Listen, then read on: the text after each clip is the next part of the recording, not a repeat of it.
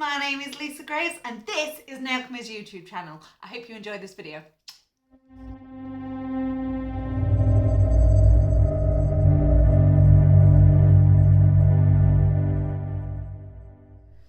Okay, so the nail has already been prepped. I've etched the nail plate, we've got the tip on, everything is ready to go. So I'm just going to come in and pop on our nail prep. So this is going to dehydrate the nail and get rid of any oils that's on there. And we can use our Ultra Bond after that. So this is a primer, it's just going to help with adhesion with the acrylic. As an alternative, you can just use your nail prep and then use the, where is it? The primerless monomer. So that's got a built-in primer in it, but I am using the medium speed monomer today, so I need that primer. Okay, so for this nail I am going to be using peach acrylic.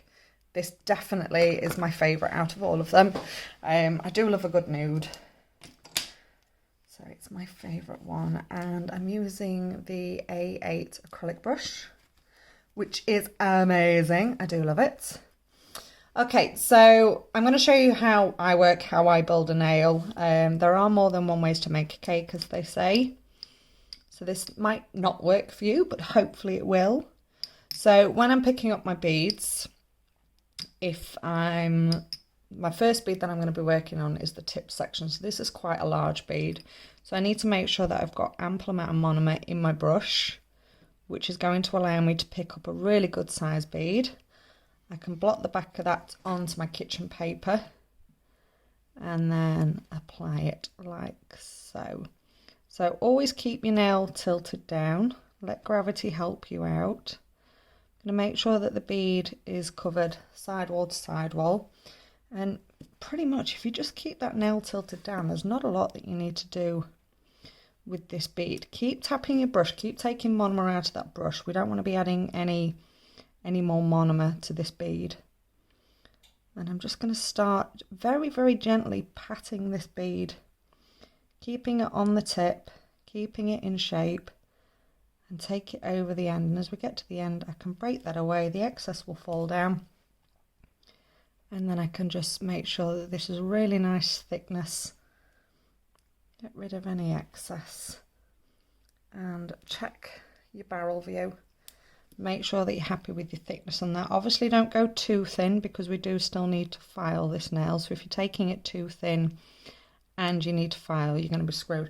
And what I also recommend as well, no swiping with this bead. If you swipe, you'll end up really thinning the end of the acrylic out. You'll basically thin it to nothing, which we don't want. So never swipe. Never swipe this bead. Always patting and pulling, really nice and gently as well. Okay, so the next bead I'm going to work on is basically half of the nail bed. So if I'm working on a pinky, for example, which is much smaller, I will do this section in one bead and then I will work in just one bead on here. But because this is a slightly larger nail, I'm going to split the nail bed into two. If you're more comfortable, you can place your first bead a little bit lower. It's all about tweaking this so that it works for you. So I'm going to look at this size area that I'm working in and figure out what size bead I need. So I definitely don't need it as big as the first bead. So I'm going to pick it up and blot it off and place it in the middle of that section. Tap the bead over to the right, over to the left, and then swipe that bead and blend that down into that first bead that we popped down. When you're blending, make sure your brush is nice and flat, not tilted up like this, otherwise you'll just drag product away. You want your brush nice and flat and just blend that all into one consistent bead. So I actually didn't touch the top of that bead at all, and if you look how nice that has fused to the nail, that's what we want up in that cuticle now. But because we are popping an apex in, I do want a slightly larger bead than what we've just had. Little heart there in my brush, let's get that out. And again, really, really important with this bead to keep that nail tilted down. So pick your bead up, just dab on the back of the towel. I'm going to place that really close to the cuticle. Keep that nail tilted down, and you'll just watch it will kind of do its own thing and just settle into place. Tweak it around your side walls and blend that down. Now I'm not going to touch the middle of that bead at all because that's our apex. I'm only going to feather the end of that bead. Really nice light taps. I'm having trouble forming words today. It's cold. It's snowing. So there we go. We can now feather that bead. So I've not touched this section of the bead at all. I've allowed that to settle and do its own thing. So when I check my side profile, I can see that there is a little bit of a dip here, which is fine. I'm almost certain that will file out. But what I always tell my students is if you're not sure, add a little bit more. So I'm just going to add a little bit into that dip and then swipe that down. And that just fills that dip in. There's a good chance that that would have been filed out.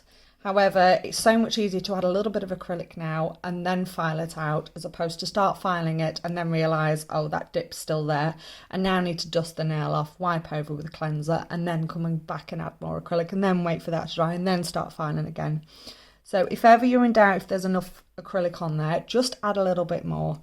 Obviously, if the acrylic is ridiculously thick, you know you've got enough on there. So I'm happy with that. We can see that the cuticle is nice and flush. We've got plenty of thickness on the end, which is going to allow me to go through my filing routine. We have our apex in place. It is a little bit high, but that will file out. So that is your back to basic acrylic application. Okay, so when you finish filing up, you can then see the shape and structure that you've got in there. So I filed it up with a 180, so this is now ready for your gel polish application or just straight in with a top coat or whatever you are wanting to do to your nail. So I hope you enjoyed this video, guys. Don't forget to give us a little thumbs up, hit like on that video, drop any comments that you've got down in the comment section below, and more importantly, make sure you hit subscribe so that you get a notification for all of our future videos. All of the products that I've used today you can find on our website, which is nailchemy.co.uk, and I will see you in the next video.